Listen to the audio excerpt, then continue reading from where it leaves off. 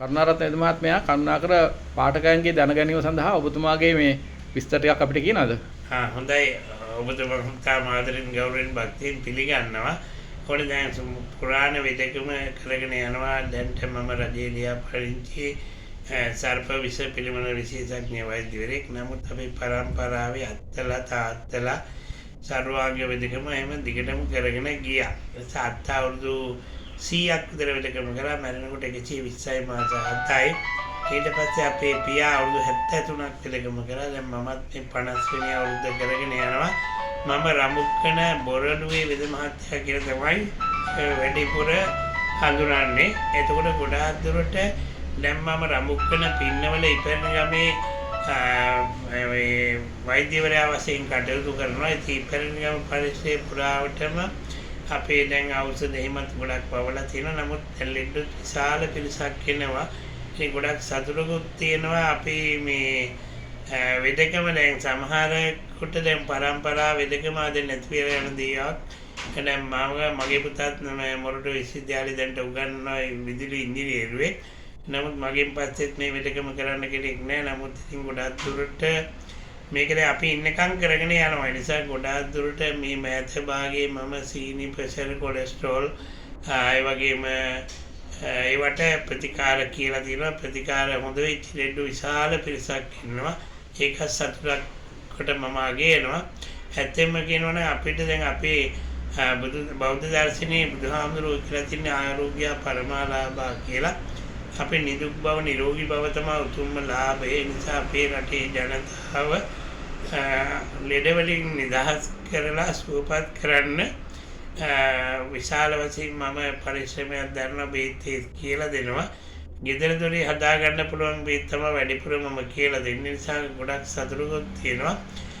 මගේ නම ජේ කරුණාරත්න. අපේ පරම්පරාව සමහරට මේ අත්තලා එහෙම ධරණාගම වෙදපරපුරේ වෛද්‍යවරයෙක් මම. ඒ නිසා ගොඩක් සතුටුකුත් තියෙනවා. මගේ තාත්තා 1973 ඉඳලා රජයේ ලියාපදිංචි වෛද්‍යවරයෙක් වශයෙන් හිටියා. මමත් දැන් 2000 ගණන් වල ඉඳලා රජයේ ලියාපදිංචි වෛද්‍යවරයෙක් වශයෙන් කටයුතු කරනවා. ආයුර්වේද දෙපාර්තමේන්තුවේ ලියාපදිංචි වෙලා තියෙනවා. සතුටුකුත් තියෙනවා. නම්බරය 8102 සතුටකුත් තියෙනවා. ලෙඩ්ඩුත් දැන්ට 39000කට වඩා වැඩියෙන් හොඳ කරලා තියෙනවා. සතුටකුත් තියෙනවා. මෑත කාලේ මම දැන් ওই සීනි වලට ප්‍රෙෂර් වලට කොලෙස්ටරෝල් වලට සම්පූර්ණ බේත් පන්තියක් කියලා තියෙනවා. ඒ වගේ ලෙඩ ගොඩාක් හොඳ වෙලා තියෙනවා. දැන් සමහරට කොලෙස්ටරෝල් කියන අසනීපය හොඳ වෙලා තියෙනවා 16000ක් විතර. කොලෙස්ටරෝල් වලට අපි බේතක් වශයෙන් නියම කරලා තියෙන්නේ. කුබුක් පොත්ත ග්‍රෑම් 60ක් අරගෙන වතුර පත 10 දෙකට හින්දලා උදේට 1යි හවස 1යි බොන්න ඕනේ. ඒක පූර්ණ කටේ තියන්න බැරි තරම් කාට රසක් තියෙනවා. ඒ නිසා කුබුක් පොත්ත බොන ඇත්තන්ගේ ඉල්ලීමක් කරනවා. සීනි ටිකක් දාලා බොන්න. සීනි තිබුණත් කමන්නේ. වමනේ දාන්න නැතුව බොන්න. එතකොට සම්පූර්ණ කොලෙස්ටරෝල් හොඳ කරගන්න පුළුවන්. සති 3ක් ඇතුළත. ඒක අවුරුදු 15ක් 20ක් තියෙනවා නම් සති 6ක් විතර බොන්න ඕනේ. සතියට එක දවස ගානේ සති 3ක් පිවුවා නම් කොලෙස්ටරෝල් නිෂ්ඨාවට හොඳ වෙනවා. ඒකත් ගොඩාක් මේ විශාල පිරිසක් හොඳ වෙලා තියෙනවා. මම සතුටු වෙනවා. මම ආඩම්බර වෙනවා. ඒක ගොඩක් අපේ නිදුක් බව නිරෝගී බව රැකගන්න ගොඩක් වටිනවා. කොලෙස්ටරෝල් වැඩි වුණාම ඉතින් සමහරට හෘදයාබාධ එන්න පුළුවන්. ඒ නිසා හෘදයාබාධ තියෙන ඇත්තන්ට මම මෑත කාලේ මම කියලා තියෙනවා බේතක් තමයි අමු නෙල්ලි ගෙඩි 6ක් බෙන්ඩ කරලා වතුර අනුකූප භාගයක් දාලා මිරිකලා මීපැණි තේ හඳක් දාලා බොන්න උදේට මාස 1මාරක් බීවනම් අපි කාටවත් හෘදයාබාධ හැදෙන්නෙම නැහැ. හෘදයාබාධ හැදිච්ච ඇත්තෝ ඉන්නවා නම් ඒගොල්ලන්ට ගොඩාක් වටිනාකමක් තියෙනවා. නෙල්ලි ඉස්මට මීපැණි දාලා බීවොත් මාස 1මාරක් සම්පූර්ණ හෘදයේ තියෙන බාධක දුරු වෙලා නැත්නම් බයිපාස් කරන්න කියනවා නැත්නම් වැල් දාන්න කියනවා. ඒවා නැතුව සම්පූර්ණ හොඳ කරගන්න පුළුවන්. අපිට හෘදයාබාධ අමු නෙල්ලි ඉස්මට මීපැණි දාලා බොනවා නම් මාස 1මාරක් බීවනම් නිරෝගී අපිටත් ඉතාම වටිනවා. නෙල්ලි ඉස්මට මීපැණි දාලා බිව්වොත් අපිට හෘදයාබාධ හැදෙන්නෙම නැහැ. ඒකත් මම දැන් හොයාගත්ත බේතක්. ඒ නිසා ගොඩක් සතුටුකුත් තියෙනවා. දැන් විශාල පිරිසක් හෘදයාබාධ රෝගීන් සුවපත් වෙලා තියෙනවා. දැන් මෑත කාලේ 909ක් විතර හොඳ වෙලා තියෙනවා බයිපාස් නොකර. ඒ නිසා ඒකත් මම සතුටු වෙනවා. ඉතින් අපි හෘදයාබාධ තියෙන ලෙඩෙක් ඉන්නවා නම් ඒගොල්ලන්ට ලොකු මුදලක් යන්නේ නැහැ. අමු නෙල්ලි ගෙඩි 6ක් බෙන්ඩ කරලා වතුර අනුකෝප භාගයක් දාලා මිරිකලා මීපැණි තේරෙන දාලා බොන්න කියලා ඉල්ලීමක් කරනවා. කොට අපිට හෘදයාබාධ වළක්වා ගන්න පුළුවන්. ඊළඟට ඔබතුමන්ලගේ පවුලේ කාට හරි තියෙනවා නම් අක්මාවේ තෙල් නිට්ටාවට හොඳ කරගන්න පුළුවන්. හීම්බෝවිටියා කොළපොතු කොටලා මිරිකලා ඉස්ම අරගෙන බෝතල් භාගයක් ඉස්ම අරගෙන ඒ හීනටියාල් උයලා අපි හීම්බෝවිටියා කොළපොතු කොටාපු ඉස්ම ටික දාලා කැඳ හදලා බොන්න. පොල් කිරි දාන්න එපා ඒකට. සමහරට සම්පූර්ණයෙන්ම අක්මාවේ තෙල් හොඳ වෙනවා සති 3ක් ඇතුළත. සතියකට දවස් 2ක් හෝ 3 ගානේ සති 3ක් බිව්වනම් අක්මාවේ තෙල් නිෂ්ඨාවට හොඳ වෙනවා. ඊට අමතරව දැන් අපේ පවුලේ කාට හරි ගෑස්ට්‍රික් තියෙනවා නම් අපේ දරුවන්ට හරි වැඩිහිටියෙකුට හරි ගෑස්ට්‍රික් තියෙනවා නම් කටුවනෝදා කොළ තම්බලා වතුර බොන්න. කටුවනෝදා කොළ 10ක් 12ක් හීනිවට කපලා දලු කුලේ ගන්නත් එපා, මෝරප් කුලේ ගන්නත් එපා. සාමාන්‍ය කලටි පහේ කොළ 10ක් 12ක් හීනිවට කපලා වතුර අනුකෝප 10 දාලා දෙකට හින්දලා බොන්න. සම්පූර්ණයෙන්ම ගෑස්ට්‍රික් හොඳ කරගන්න පුළුවන් දවස් 14ක් ඇතුළත. දවස් 14ක් මේ අපේ කටුවනෝදා කොළ තම්බලා බිව්වනම් අපිට ගෑස්ට්‍රික් හොඳ කරගන්න පුළුවන්. අපිට විශාල මුදලක් ඉතුරු කරගන්න පුළුවන්. නැත්නම් අපි බටහිර වෛද්‍ය ශාස්ත්‍රයේ විදියට අපි අහලා තියෙන්නේ මේක දැන් නිෂ්ඨාවට හොඳ කරන්න බෑ. මැරෙනකම්ම අපි බේත් බොන්න වෙනවා. ඉතින් බේත් නොබී හොඳ කරගන්න පුළුවන් මේ දවස් 14ක්. සාමාන්‍ය අවුරුදු 10ක් 12ක් තියෙනවා නම් සමහරට සති 4ක් විතර කටුවනෝදා කොළ තම්බලා වතුර බොන්න. ඒකට නිෂ්ඨාවට හොඳ වෙනවා. බඩේ තුවාල තියෙනවා නම් ඒ බඩේ තුවාලත් හොඳ වෙනවා. අපි කටුවනෝදා කොළ තම්බලා වතුර බීවොත්. ඊළඟට බහුලව තියෙන එකක් තමයි අර්සස් රෝගය. අද ලංකාවේ හැමෝටම වගේ තියෙනවා. අර්සස් නිෂ්ඨාවට හොඳ කරගන්න පුළුවන්. කොහිල කරටි රතු ලුණු ගොටු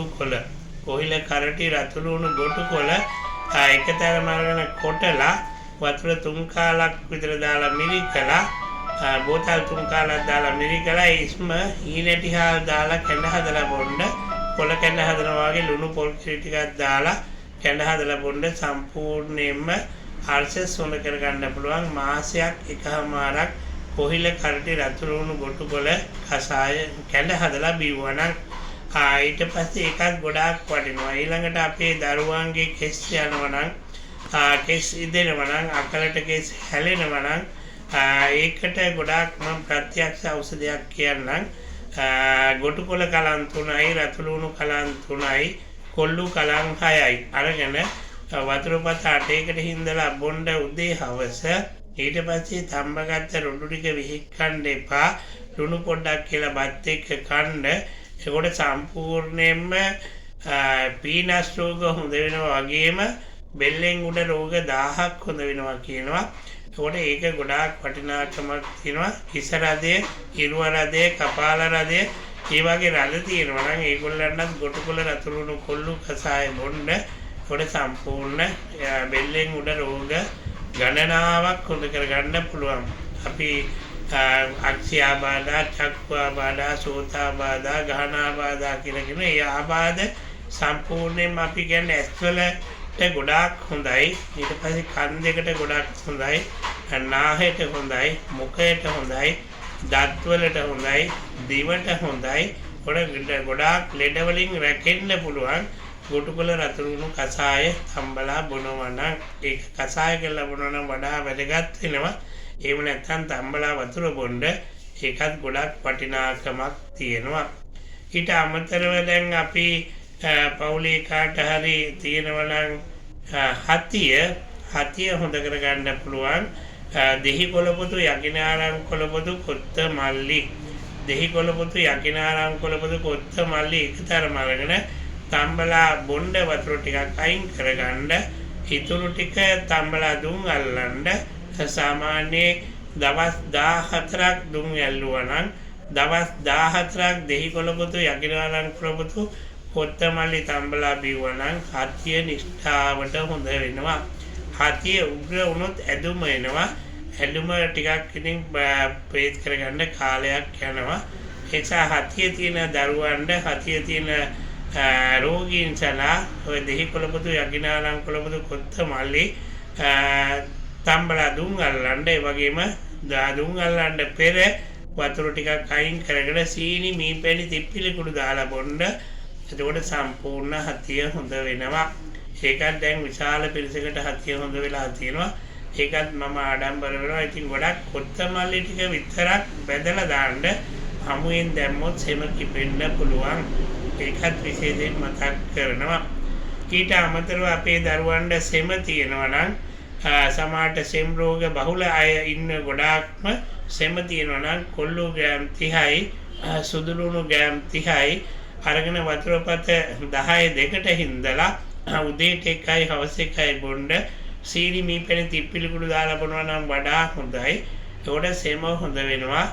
සති 2ක් 3ක් කොල්ලු සුදුලුණු තම්බලා වතුර බිව්වා නම් ඒකත් ඉතාමත්ම සෙම සඳහා ප්‍රත්‍යක්ෂම ඖෂධයක්. ඒක ගොඩාක් ආඩම්බරයෙන් කියනවා ලෙඩ ගොඩාක් හොඳ වෙලා තියෙනවා.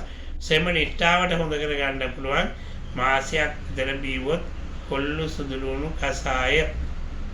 ඊළඟට සමහරට වැසිකිලි නොයන දරුවෝ ඉන්නවා නම් ඒගොල්ලන්ට අරලු බොරු නෙල්ලි තම්බලා දෙන්න. ඒක ටිපල් කසාය කිව්වොත් බොහෝ දෙනෙක් දන්නවා. ටිපල් කසාය හදලා අටේකට හින්දලා උදේ හවස බොන්න.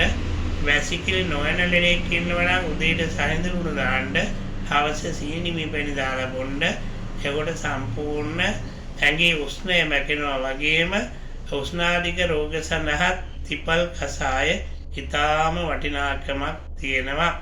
දැන්ට නම් වෙළඳපොලේ අපිට ත්‍රිපල පෙති තියෙනවා. පෙති බිව්වත් නරක නෑ. නමුත් ඉතින් මේවා තම්බලා බොනවා නම් ගුණාත්මක පැත්ත වැඩි.